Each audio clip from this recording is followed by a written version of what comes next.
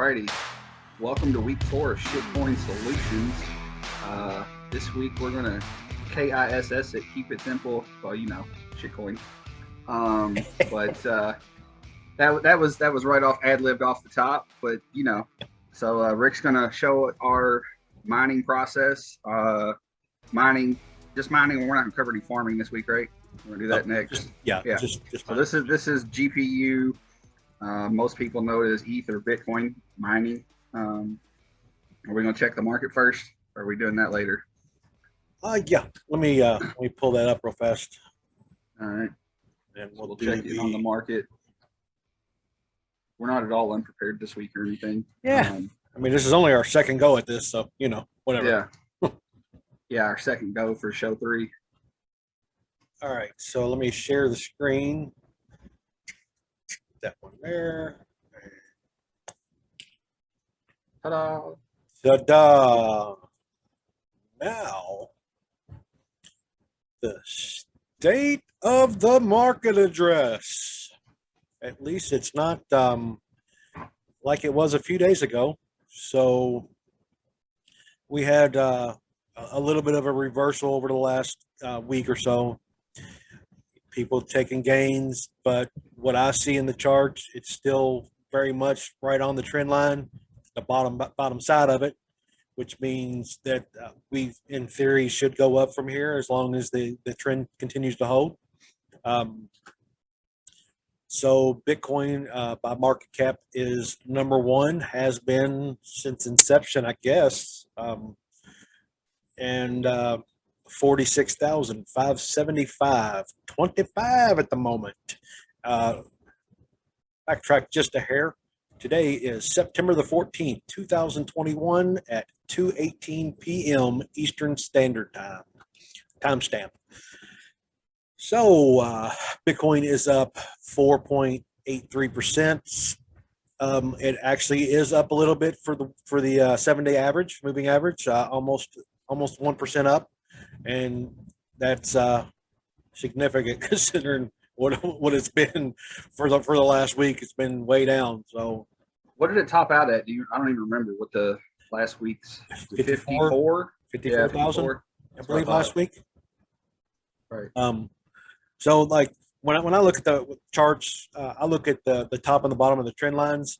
Like where we had the big sell-off a couple months ago.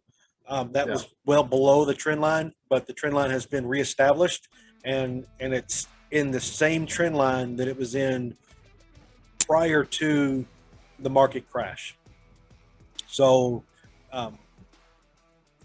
right now we're at the very bottom end of that trend line, and we'll get into that when we get into trading at some point.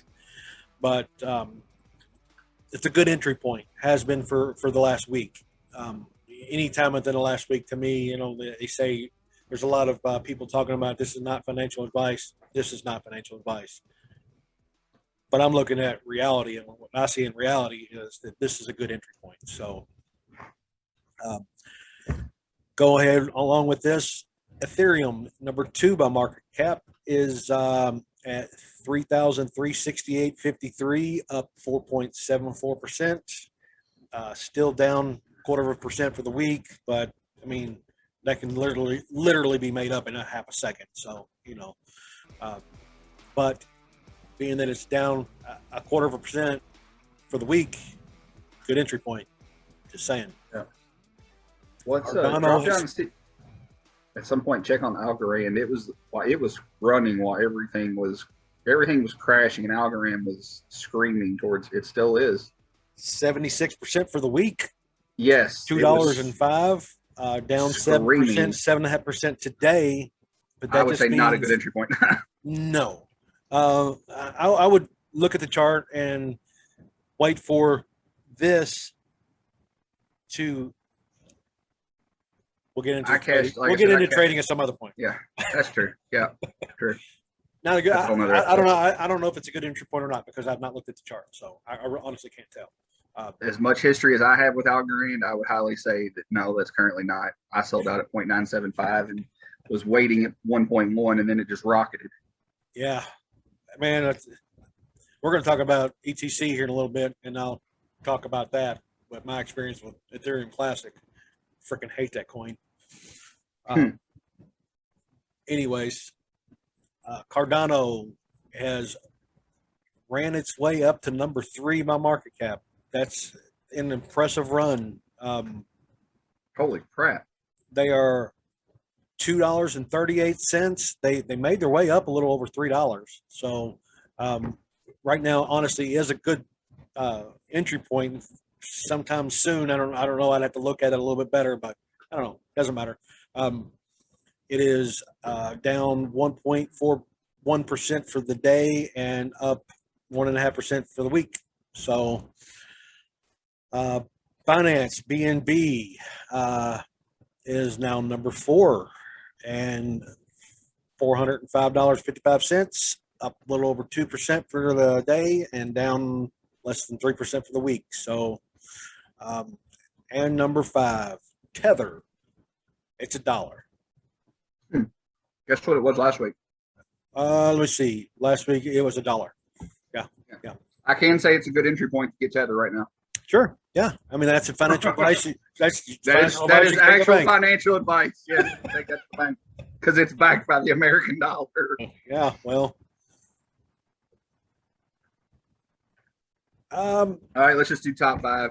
Yeah. The top XRP will definitely be in the top 5 if the SEC case is dropped. If you look at the market cap of XRP, it is knocking on the door of Tether, and I think it'll BNB. smoke up to third. I think it'll smoke up to third if the SEC. I think it'll double or triple. Well, I can't wait for that to happen. Honestly, I think it's going to be exciting for anyone who is a holder of XRP at the moment. Yes. And has been for a while. I've got it in several wallets, and you know what makes me sick is I sold it, I think 0.35. I bought in at 0.1. I bought in at 0.17. So imagine if I'd held on to that when it hits $2 or $3. Yeah, I'd be sitting pretty. But yeah. Anyways, all right, let's jump into some farming. That's the current state of affairs. Current state of the market. At least it's not a disaster that it was a few days ago. Yeah. So what we're going to talk about today is mining, and spend some time looking around at definitions of mining, and there's a lot of good definitions out there. This is one that I found that I kind of like. Cryptocurrency mining, in its most basic definition, is the approval of cryptocurrency transfer transactions by solving complex problems by devices with special software and hardware, and as a result, rewarding with newly produced cryptocurrency. Basically, it's a. I was gonna say, yeah, layman's terms.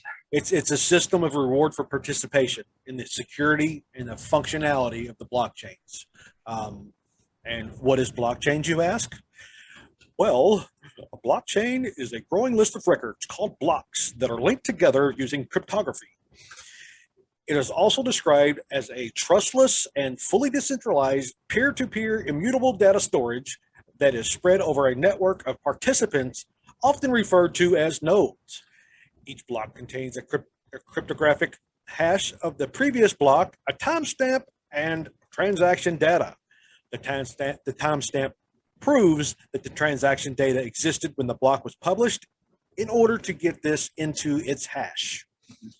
Layman's terms, it's a ledger. It's just a ledger of what happened, when it happened, what took place when that transaction took place. Plain and simple. It's very. You're verifying cryptocurrency transactions, basically. Yep. And in the process, creating new cryptocurrency, in the process of moving funds from one place to another, and you get paid by doing it. So when I first started mining, I'm not going to lie, I did not know what mining exactly was. I knew that we could make money doing it, and I was down to do it. I technically, until we started researching for this show, didn't fully understand it myself. we've been mining. I mean, I understand what we're doing, and I understood how to do it. I did not understand what it was doing and what what the actual whole overall broad spectrum was. Oh yeah, I mean, I'm learning as we go here too, man. Figuring out how to do it to me is the easier part. Figuring out exactly, the specifics of what it's doing sometimes it isn't as easy. But so what we use for mining software wise, if you go back, it says by solving complex problems by devices with special software and hardware. The software that we use as an interface in between the two is HiveOS.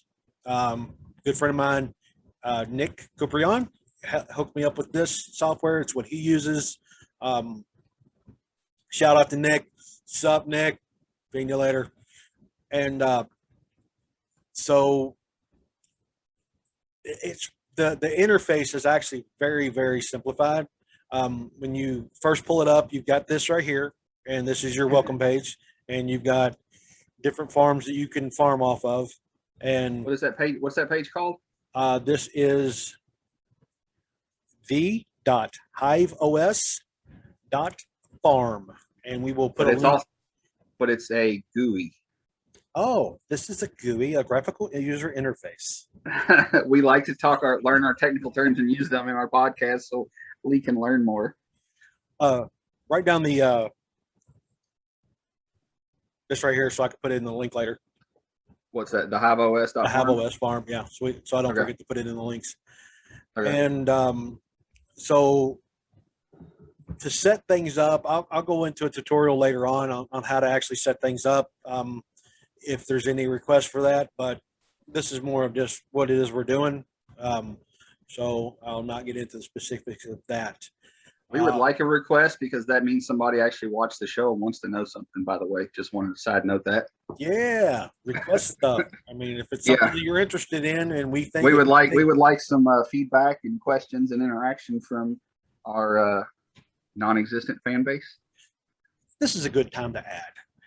If you are watching and have watched up to this moment, like, share, and follow us on YouTube, and in the comment sections, comment with your receive address of Ethereum Classic, and we will send you $10. First person that does it gets $10. If you don't know how to send your Ethereum address, if you comment and ask for help and you're the first person, we will help and make sure you get the $10. Mm-hmm. Because there may be some of you out there that listen and are like, hey, I don't know how to do that, but I want my free $10 for commenting. Well, you know what? If you go through the steps, we will help you do it. Yep.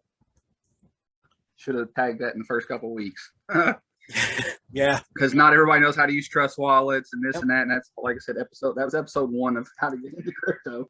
But we're planning on doing a wallet review at some point too, and how to set up a wallet and how to transfer funds.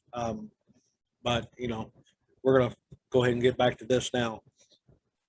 So you've got different workers that you can put into your farm, and these are different computers that I've got within my farm. These two here are grayed out because they're currently not working for me. I've got them doing some farming of a different type with these two right now, and the way that I do it is I have a SSD that for the hard drive, and I just unplug it, plug in a different one that's got the Linux or Windows operating system on it to do my other work, and when I'm ready, I'll just plug in the HiveOS hard drive back into the computer. And then when I turn it on, when I boot it, it automatically runs through everything. And I'll show you why in just a second. So the one that I've got farming or mining right now is this miner right here.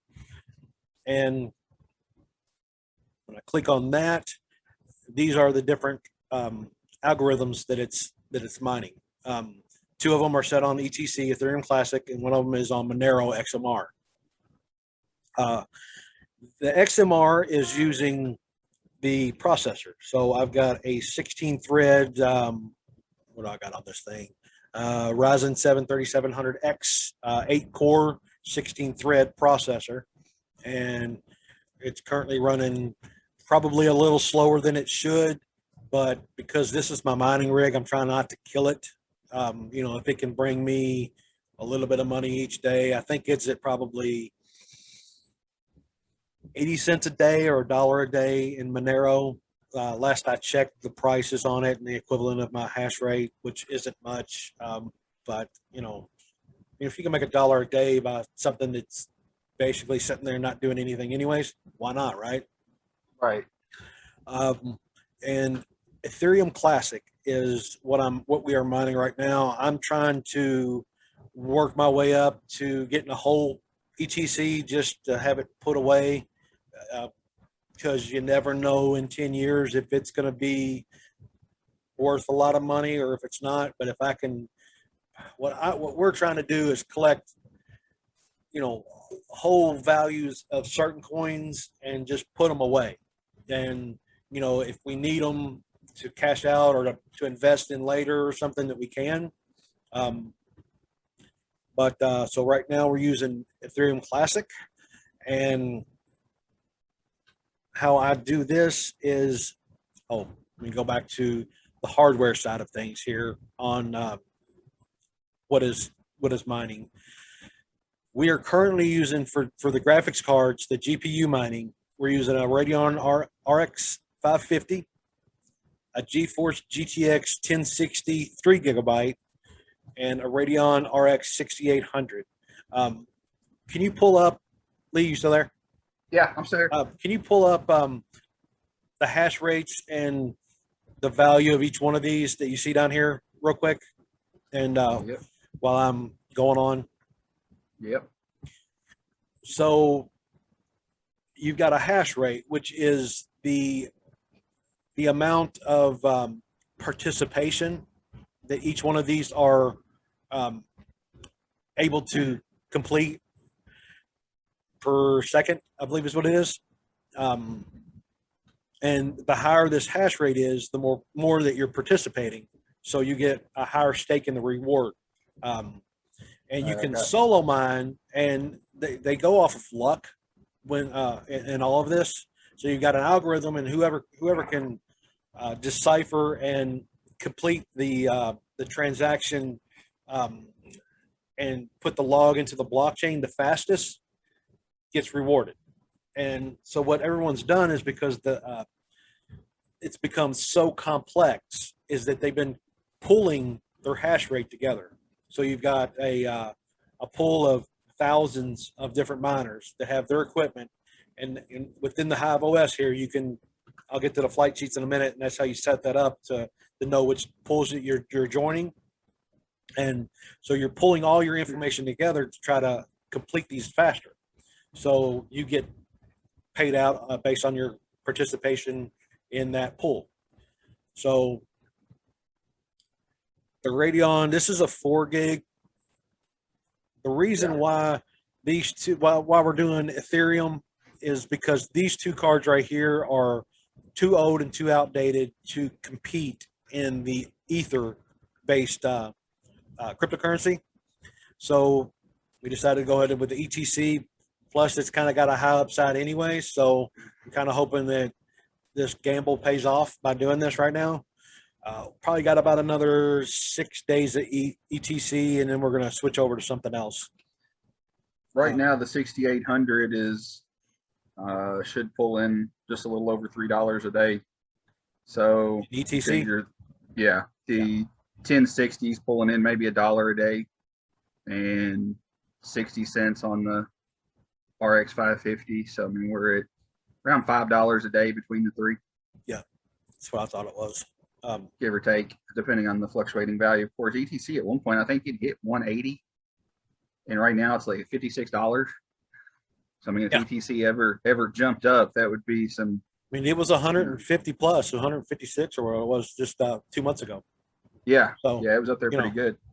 I'm hoping this little gamble that we're doing right now pays off at some point in the future. We can cash it in and maybe buy another graphics card at some point, because it's ran up so high. Then the gamble was worth it. And so you've got over here, this is your overview, and this shows you what everything is doing. You got your power consumption, and I mean, it's consuming some power. Looking a little while ago in my electric bill, and it's considerable. So I think I'm doing about $100 a month right now in mining. So between this and everything you see back here, that is not what you're seeing on the screen in those 3 cards right there. All that back there is a different setup. So yeah, we're not making $150 a month to spend $100 a month in electric. That's no. This $5 a day is probably costing us maybe 75 cents, 50 to 75 cents a day to make. So I don't know. They have calculators for that. You can put in your current energy rate. Which calculator do you use for that? I don't have a specific one for the electric on that. The one I use for the profitability, which it doesn't actually take into account your electricity, is the 2cryptocalc.com, but that does not have the electricity rate deduction and all that to actually show true profit. Okay, write that down for me too. That way we put that in the show notes, if you don't mind. Yeah, please. Yep. All right, so this is the miner page here. So you go over here to the flight sheets. This is my flight sheet right here. I don't mind that my wallet addresses are over here because send me some money. I'm cool with it. You know. Right. You don't have the keys. Nope. Yeah. So how you do this right here is you go over here to your flight sheet and you type on a coin. Is this a generic term? Is this just an instruction sheet for what the miner is going to do? Is that a generic way to describe what a flight sheet is? Yes, the flight sheet is the programming command. This is the command in between the hardware and the software. So there you go. Kind of breaks down specifically what coin you're mining, where the rewards go to for your participation. When I talked about the pool earlier, let me put this in here. This is where I send my stuff. I've got a trust wallet. That's where I send my ETC. The pool address or the pool that you're going to use, they've got so many different pools here. And I'm going to let Lee talk about how he figures out the pools that we should use, because I usually ask him, hey, figure this out for me real fast, and then I just jump in and click go. So yeah. Website I've used the most, and I mean, I don't know if there's a way to check your accuracy, so everything we say is always do your own research, but what I've relied on to give Rick information is miningpoolstats.stream, and it's got, write that down too, please. I don't say it has every coin, but it's got all the ones and their profitability, their hash rates, it's got some really cool details, and it also will tell you if there are other coins within certain pools that you can dual mine, so it's a good site. And the thing is, once you get on that site, you pick your coin that you're wanting to look at: Ethereum, Bitcoin, Dogecoin.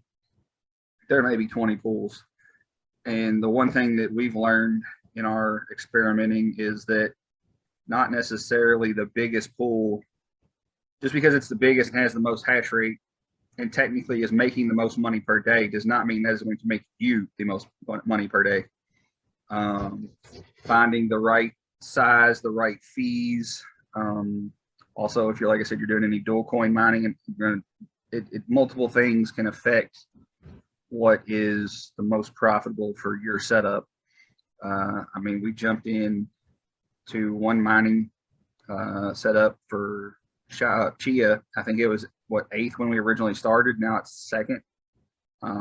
Pool, and it's grown up. And honestly, it wasn't the most profitable at one point, but we liked the interface and we stayed with it for a certain. We actually bounced between 2 pools, and then the pool that we were in became more profitable, and so we're in the process of switching everything that we have for Chia mining / farming to Space Pool. And a lot of it has to do, and it may not be the most profitable for our setup, but we both like the interface on the app. That's a big thing for us. Yep. I think it's the most well-designed, informational, easy to use, point and click, see what your money's doing, how much you're getting, your percentages, your fees. It's all just really simple. And like I said, we may be missing $1 here or there from another pool or this or that, but liking the software and the apps, and I mean that has a value to me. If I got to get aggravated, or if I got to log in on my phone every time on a website because their app stinks or whatever, that has a cost value for me. And so far, Space Pool, I really enjoy their, and they honestly they keep updating it and making it more user friendly, more detailed. Oh, yeah. So that's a big thing for me that I enjoy. But yeah, that was miningpoolstats.stream. Pick your coin, look around, and go to that list that Rick just showed you and pick what pool you're going to try. And like I said, you may want to try a pool for a 2-day period, write down what you made, jump over to another pool. And, I personally don't know of any way to verify these calculators on any website for accuracy other than trial and error with your own setup and your own time. I mean, that's just it's a guide of best guess where to start, and then you just jump in and do your own homework and notes from there. I would recommend not just jumping in and out of pools too fast. Give it a week. Check your average payout on that versus a couple of days, because what I've noticed, the more hash rate that you actually have, and the more equipment that you're running, like if we're running 3 different GPUs right now, and that takes a little bit longer for all the information to catch up to the interface. And I'll show you the interface in just a minute. But usually takes a little bit longer for everything to catch up, so you're not really getting an accurate payout until you get to about a 7-day average of what you're actually making in the pool, within the pool. By just looking at the face value of 2 days, it may show $3 a day on your average. And it's actually much higher than that, but you're missing part of a day. You're missing part of the information. So,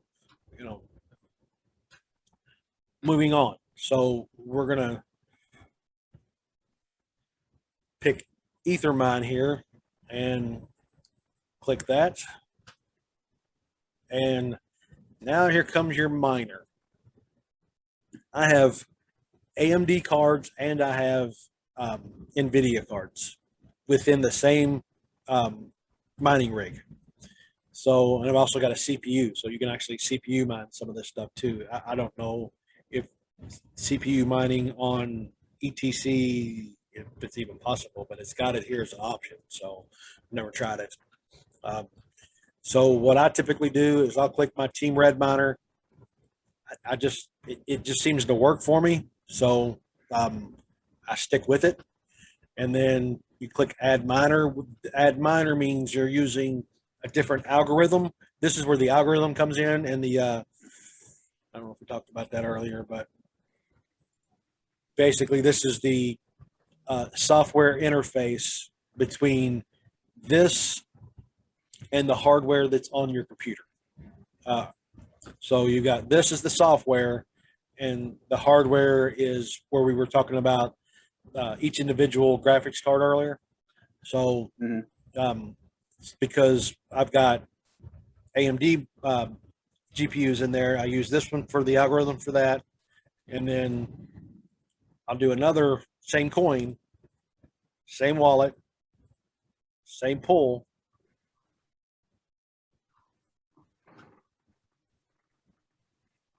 And then for the miner, for the algorithm, the software for my NVIDIA cards, I use the T-Rex miner because it works. And then I use this for the XMR. This is the Monero coin. This is the CPU miner. So this right here, I'm sending it to the Gate Exchange. which, by the way, we do have some Monero on our gate now that I've been sending over. I think I can't remember what the threshold. I'll look at it in a second. And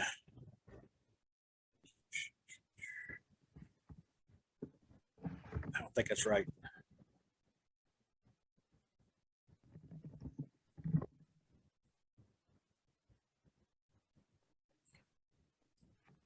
Where did I use it at?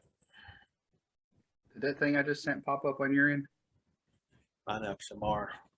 This is the pool that seemed like it was the most profitable. Mine XMR. And I think I just used Canada here. Canada A? Canada A. Maple Leaf what? Again, here's your miners. This is the software. And this one seems to work. Now, these right here are for your, if you want to GPU mine with this, I leave these off. Make sure that my CPU miner is on. And I've seen somebody else do that, and it seems to work for me. So that's basically all I do to that. Click Apply Changes and enter the name. Podcast. You might want to check your spelling there. How about Podcast? Episode 3. And create flight sheet.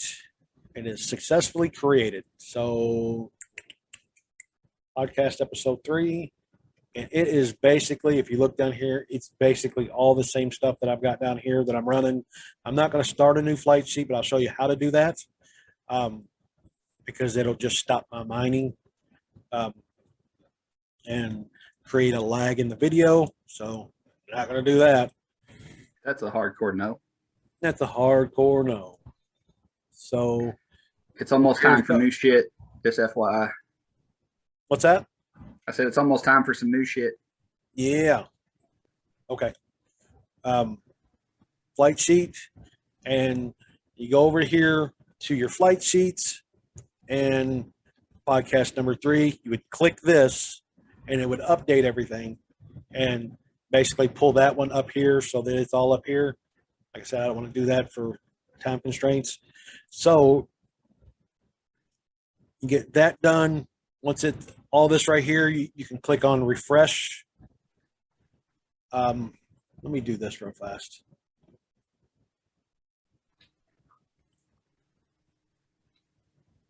Click on Have Shell. This is just a web browser, is all this is. When you put this software in your computer, you kind of got to go through a couple settings or whatever. But when you click on this Have Shell like this, I can click on this. This takes me into the interface as though I was looking at the computer screen itself. So there's a bunch of functions you can do here, but this is by clicking in miner, which is right here, start, stop, restart, shows miner screen, or stops, starts, whatever.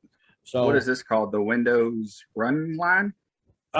This is this is a command line interface, CLI.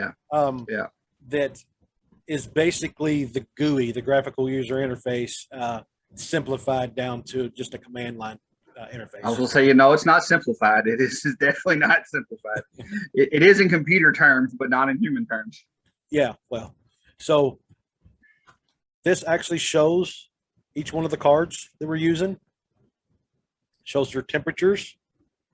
And when I type in miner, this is one of the commands here. When I type in miner,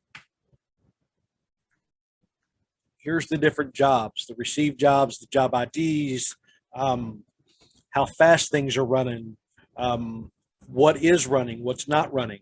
You can get in here and find all the different technicals of each GPU and all that stuff. So to those of us who just started our computer science degree, that is ancient Latin, and don't worry about it. until you get into advanced mining and advanced computer programming and a whole lot further. Use the simple stuff. He's just showing you the fancy back end of what's actually happening on your computer as it is mining in the code and program that's running and how it's running. Yep. And this is the GPUs. And this is, oh, sorry, that was the CPU. And this is the ETC hash. So it's showing basically the hash rate. Nope, these are both GPUs. One of them was for the T-Rex. The other one was for the Team Red. So yeah, this is the Monero GPU miner. So you can find the specifics of everything, what the hash rates are doing, if you're getting stale jobs, which means that you've overclocked too much, and you can kind of see what everything's doing from this and change things. If you can learn how to get into it and manipulate it around that way, you can actually change things from within the miner that way. Don't use that. I use this because it's. I was going to say basically everything Rick just showed you, all those codes is what is happening in front of you. It's just the back end programming of the computer. The only reason I know that is because I'm in computer science this semester and learning all that. But when it comes to simplicity of starting and mining, you use what is right here in front of you right now, because somebody spent a whole lot of hours telling the computer how to make this easier for you. Don't try to overwhelm yourself. Yep. And that is our mining system at a nutshell. Let me get into this real fast, and then we'll wrap things up. So you've got different wallets that you got programmed in here already, and it's showing like some of it shows the totals for, some of it doesn't. You can actually show what's available in certain wallets within this. This is what we're mining to the ETC right now off of this system. Pretty straightforward. I mean, shows you the hash rates, the valid shares. You want that to be 100%. If you, on some pools, if that starts getting below a certain threshold, they start penalizing you. Basically, you're trying to cheat the system by showing that you got a higher hash rate than your system is capable of doing. So if you try cheating the system too much, it will start deducting from your payouts. So right now, our estimate is 0.088 ETC a day, which is like nothing in Bitcoin terms, and 496, which is about the $5 that he added up a minute ago. So the calculations that we're doing versus the calculations on the website are very close. And this does fluctuate. As you can see here, things do fluctuate. That's why I was saying to give it a week instead of going based on your current hash rate. It'll give you more of an average over a course of a week, and you'll get a better understanding of what you can truly make. So mining, yeah. Letting your computer run and make you money if you can figure out how to tell it to do it. And something we didn't cover is you're not just going to fire up your average $300 or $400 Walmart desktop for your kid or your home office. That's just for, you know, some simple projects. Or these are well, everything we have is pretty much custom built, high end gaming like computers with fast processors, lots of RAM, larger than necessary video cards. Don't think you can just run out to Sam's, Walmart somewhere and spend $500 and start making $200 or $300 a month in mining. If that was the case, everybody would be doing this. Everybody. Now, at one point in time, you could take a standard desktop and mine with stuff. Sure. You could mine Bitcoin. You could mine Dogecoin. People were mining Dogecoins with their phones a while back. Yeah. I don't know that that's possible anymore. I don't know that it's not, but I know they're not doing it. If it's possible, we need to be. Right. But just for reference, I don't know total. I think we're making what around 1,500 a month should be probably close on everything we're doing. 12 to 15, 12 to 1,500 depending on the value. I was thinking, hold on a second. But you can do the numbers. What I'm getting at is I spent roughly 2,400 right now in the ballpark of $40,000 to $45,000, and didn't make hardly anything for. Let's see, we started 6 technically. months. Well, Yeah, well, we didn't. No, months. the money for computers was May. We started farming or plotting in May. So June, July, August, September. For 4 months, better part of 3 months, I've made little to no money on $40,000. And now 3 months in, we'll say safely $2,000, $1,800, $2,000. So I'm still looking at, almost 2 years return on investment if the market doesn't do anything. So mining isn't something to jump. It's like anything. It's not a get rich quick. I gambled on a certain coin, Chia, having a great future, and invested heavily in that. And if it hits, we're going to be really well off really quickly. Really and quickly. if it doesn't, we're going to have a lot of high dollar computer equipment that's going to take 2 or 3 years to pay for, which isn't a bad thing either. Yep. But yeah, so just don't want anybody to think that you can just like, oh man, go out and grab me a $500 Sam's special and start making paychecks. That's not how mining works. That's not how anything in crypto. Well, that's not how anything in life works. Yeah. If it was that easy, everyone would be doing it, and not everyone is doing it for a reason. So, but anyways, you can wrap up with NFT and. Yep. Let me pull this up real fast. Open your screen up so people can see you. Camera shot, Rick. Whatever. My blurry background in my living room is just not as cute and professional as your highly decorated, highly organized, highly expensive setup that you have. It is pretty back there, ain't it? It is. All right. You look like you know what you're doing, and I look like I'm the idiot who funded it. Well, pretty accurate. I was going to say, if the shoe fits, we'll wear it. As long as our bank accounts match at the end, that's all that matters to me. Right. All right. So over here on the left, this is a Bob Ross inspired painting done by me. Did a couple years ago. I don't know if any of you guys have seen the Bob Ross special that just recently came out. Watching his videos helped me during my recovery, in the early days of my recovery. Just, his voice and just watching him paint is very relaxing. And so I decided to start painting. I'd never painted before in my life. And this was like my 8th one, I believe, 8th or 9th, somewhere in that. It was in top 10, my first 10 that I'd done. And so what I've been doing is creating NFTs, and the proceeds from the sale of the NFTs goes directly to Stepworks Recovery Center, which is where I went and got sober. And 100% of the proceeds, I don't make a dime. I pay for the creation. I'll pay for the transfer of the funds. Once I'll sell the proceeds and I'll cash those out. They're about $100 is what they come to.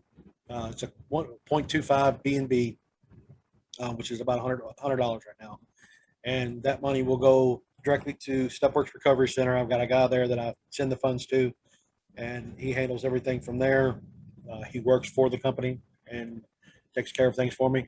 And so, yeah, that is the NFT of the week. I appreciate any support you guys can give me. Yep. And I will put a link to the website to purchase this. You'll have to go inside of your wallet and connect your wallet to the address in order to purchase this. If you look back at episode last week, didn't we? 2, episode 2, at the end of that, we'll kind of walk you through how to go about doing that. If you want to see that, just kind of backtrack and go towards the end of that. And Right. And there you go, NFT of the week.